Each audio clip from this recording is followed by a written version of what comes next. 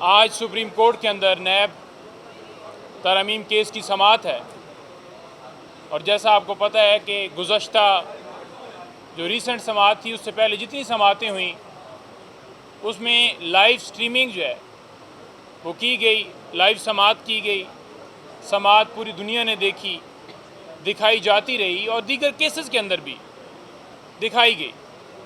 लेकिन खान साहब ने इजहार किया कि मुझे सुप्रीम कोर्ट में पेश किया जाए, मैं पेश होना चाहता हूं, अपना मौक़िफ़ रखना चाहता हूं सुप्रीम कोर्ट के सामने।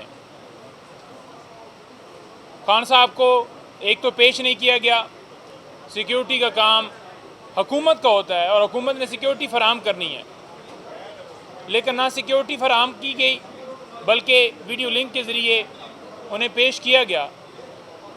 और उस चीज़ के ऊपर भी इतनी ज़्यादा जो है वो तकलीफ़ थी कि तकरीबन 100 के करीब लोग जो आखिरी हेयरिंग थी उसके ऊपर अंदर कोर्ट के अंदर मौजूद थे, जो किसी को हिलने जुलने नहीं दे रहे थे और उनका सिर्फ़ और सिर्फ मकसद ये था कि वाच करना है कि कहीं से खान साहब की तस्वीर ना बन जाए।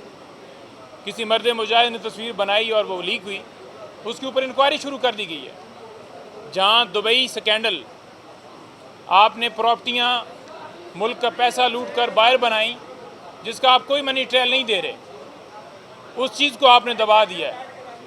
गंदम स्कैंडल हो जिसमें खरबों का टीका लगा दिया आपने, उसके ऊपर कोई सदेबाब नहीं है, सिर्फ़ और सिर्फ टारगेट जो है इमरान खान है।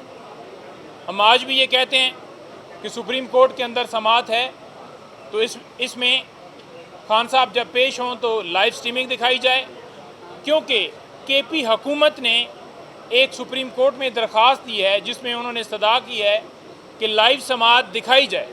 लाइव समाअत क्यों नहीं दिखाई जा रही? जहाँ पर आप कुलभूषण यादव हो उसको आप दिखाते हैं, जहाँ पर उसामा बिन लादेन हो उसको आप दिखाते हैं, जहाँ पर इसराइल का वज़ीर आज़म हो उसको दिखाते हैं, और जो आपके कामों में मुदाखलत करते हैं हर रोज़ कहते हैं जी कि इसको वज़ीर आज़म बनाओ, उसको बनाओ, उनको आप प्रोटोकॉल देते हैं, उनको दिखाते हैं।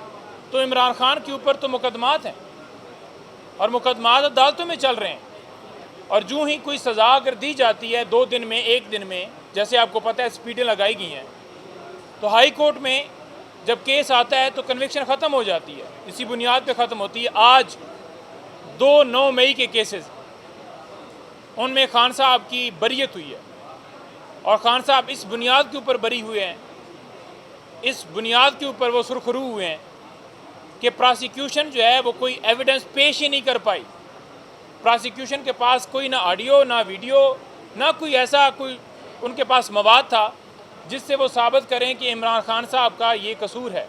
नाकाम रही है। जो रोज़ाना कहते थे नाकाबिल तरदीद शवाहिद हैं जी, हमारे पास ये है जी, वो ये 9 मई वाले हैं जी, जलसा बंद कर दो जी, इनको रैली की इजाज़त नहीं है जी, इनको किसी चीज़ की इजाज़त नहीं है, इनके घरों में क्रैकडाउन करना है जी, इनकी इज़्ज़तें पामाल करिए, ये 9 मई वाले हैं जी।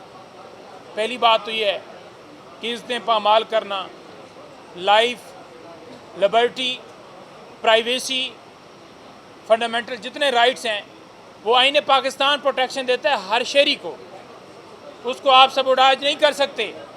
लेकिन मुसलसल फंडामेंटल राइट्स की वायलेशन होती रही। सुप्रीम कोर्ट के अंदर हमारी दरख्वास्त आई, उसके ऊपर कोई कबूलियत नहीं हुई, कहा गया कि कहीं पे कुछ भी नहीं हो रहा। और मैं आपके सामने ये भी कहता हूँ कि कल खान साहब ने ये कहा है कि अनवार काकड़, उसकी स्टेटमेंट और कमिश्नर रावलपिंडी का बयान दोनों बड़े अहम हैं, जो एडमिट कर रहे हैं कि किस तरह धांधली की गई, किस तरह 70 हज़ार की लीडों को कन्वर्ट किया गया। और खान साहब ने कहा कि अनवार काकड़ की स्टेटमेंट के बाद जो वो कह रहा है कि अगर तुम मेरी बात करोगे, यानी कि मेरे गंदम स्कैंडल की बात करोगे, तो मैं फार्म 47 की बात करूँगा, और अगर मैंने फार्म 47 की बात की तो फिर तुम किसी को मुंह दिखाने के काबिल नहीं रहोगे। तो उन्होंने कहा कि ये बात एडमिशन है, क्योंकि निगरान वज़ीर आज़म वो था और उसने इंतखाबात करवाए, वो खुद मान रहा है कि ये फार्म 47 की पैदावार हैं। जब किसी शो के अंदर, टॉक शो के अंदर बैठकर इनसे बात की जाती है कि आप हलफ दे दें कि आप इस हल्के से जीते हुए हैं और हमारा उम्मीदवार हारा हुआ है, तो ये भाग जाते हैं। ये क्यों भागते हैं? क्योंकि इनके पास कुछ नहीं है। अब तारिक फजल चौधरी को इस्लामाबाद हाई कोर्ट ने आखिरी मौका दिया है, क्योंकि इस मौके के ऊपर भी वो फार्म 45, 46, 47 नहीं लेकर आया, साथ जुर्माना भी किया गया है। आज भी मैंने सुना है कोई एक जुर्माना हुआ 15,000। तो वो किस लिए हो रहे हैं? इस वजह से हो रहे हैं क्योंकि ये भागे हुए हैं। इनके पास फार्म 47 जो सारे हैं फैब्रिकेट किए हुए हैं, फार्म 45 के मुताबिक ये हारे हुए हैं, तो ये अदालत के अंदर पेश नहीं करेंगे। इसीलिए इलेक्शन एक्ट जो आपके सामने है कि वाज़ेह तौर पर जैसे इलेक्शन करवाया गया, अब इलेक्शन ऑर्डिनेंस के ज़रिए ये चाहते थे कि ट्राइब्यूनल्स के जो जजेस हैं वो रिटायर्ड जस्टिस साहबान हों, वो भी लिए जा सकते हैं। तो हम बड़ा अप्रिशिएट करते हैं लाहौर हाई कोर्ट को, जिन्होंने कहा कि जो 6 जजेस के नाम भिजवाए गए हैं वो ही अप्रूव किए जाएँ। और सेकंड बात, जो नया नैब तरमीमी ऑर्डिनेंस लाया गया है, अब आप देखें कि यहाँ पर मुकदमा पहले ज़ेर इल्तवा है, जिसमें आपने 50 करोड़ तक करप्शन को जो है कहा कि वो नैब के ज़ुमरे में नहीं आती, तो सुप्रीम कोर्ट यही पूछती है कि वो फिर किसके ज़ुमरे में आती है, वो फिर मुकदमात कहाँ चलेंगे? लेकिन उस चीज़ का कोई जवाब नहीं है। सिर्फ अपने मुकदमात ख़त्म करवाने के लिए सारी तरमीम की गई, और अब जो रिमांड दिया गया है कि 14 दिन से बढ़ाकर 40 दिन किया जाए, ये सिर्फ़ और सिर्फ इमरान खान के ऊपर एक नया केस, तोशाखाना केस जो पार्ट 4 स्टार्ट किया गया है कि उसमें गिरफ्तारी हो तो खान साहब की बेल जल्दी से जल्दी जो है वो उसको लगाई ना जाए, तो इसलिए उन्होंने इसमें भी तरमीम की है। और एक करप्ट ऑफिसर की जहाँ 5 साल सज़ा थी उसको 2 साल कर दिया गया है। आप देख लें इनके कारनामे, आप देख लें इनकी हरकत। और 8 फरवरी को जिस तरह अवाम ने इमरान खान को जितवाया, जिस तरह मैंडेट अवाम ने कप्तान को PTI को दिया, जिस तरह उसके ऊपर डाका डाला, हम किसी सूरत उसको कबूल नहीं करते। और इंशाअल्लाह ताला कप्तान ने एक कहा है कि आप जलसों के हवाले से शेड्यूल जो है वो जारी करें। जो इत्तेहादी जमातें सारी एक अलाइंस है, इंशाअल्लाह ताला शेड्यूल जो है वो जल्द आपके सामने आएगा। पंजाब में जलसे ख़ास तौर पर होने जा रहे हैं। हमने अदालतों से रजू किया हुआ है और हम ये सदा अदालतों से कर रहे हैं कि डिप्टी कमिश्नर साहब जो कि RO लगाए गए थे इसी सुप्रीम कोर्ट की तरफ से कि ये इलेक्शन के ROs DROs होंगे, जो पहले 3 MPU के तहत लोगों को उठाते थे, अगवा करते थे, एक बेल होती थी, दूसरी फिर जब अदालत कहती थी कि ज़मानत होगी, अब आपने इनको गिरफ़्तार नहीं करना, वो फिर उठा लेते थे। तो वो जो डिप्टी कमिश्नर्स हैं वो अब जलसों की इजाज़त नहीं दे रहे, रैली की इजाज़त नहीं दे रहे। हमारा कोई जलसा एहतजाज होता है दफ़ा 144 लगा देते हैं।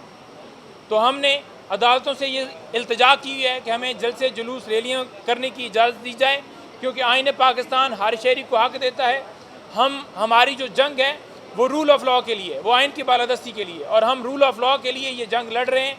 और ये इमरान खान इंशाअल्लाह ताला जो जंग जीत चुका है, हकीकी जो आप देखेंगे कि प्रैक्टिकली ये सारे लोग जिस वक्त खान बाहर आएगा, ये सारे कोई बहाना बनाएगा प्लेटलेट्स का, कोई बहाना बनाएगा दिल की बीमारी का, ये सारे फिर सर्टिफिकेट बनवाएंगे, ये सारे फिर भागेंगे, क्योंकि इनका जीना मरना पाकिस्तान में नहीं है, इनका जीना मरना बाहर है, जदादें बाहर हैं, दौलत बाहर है। इमरान खान ने कहा कि मैंने जितनी कमाई की है बाहर में वो सारी मैं पाकिस्तान लेकर आया, और इन्होंने जितनी कमाई, जो डाका, जो कुछ किया है, ये सारा डालकर बाहर लेकर गए हैं। अगर ये पाकिस्तान लाते तो हमारी इकॉनमी बेहतर होती ना। तो ये मुल्क दुश्मन है। इमरान खान मुहिब वतन पाकिस्तानी है। अभी इस समाज के बाद मैं जा रहा हूँ अडयाला जेल, और इंशाअल्लाह ताला मज़ीद आपके सामने फिर तफसीलात लाएंगी। कोई सवाल है तो वो कर लें, बाकी जो है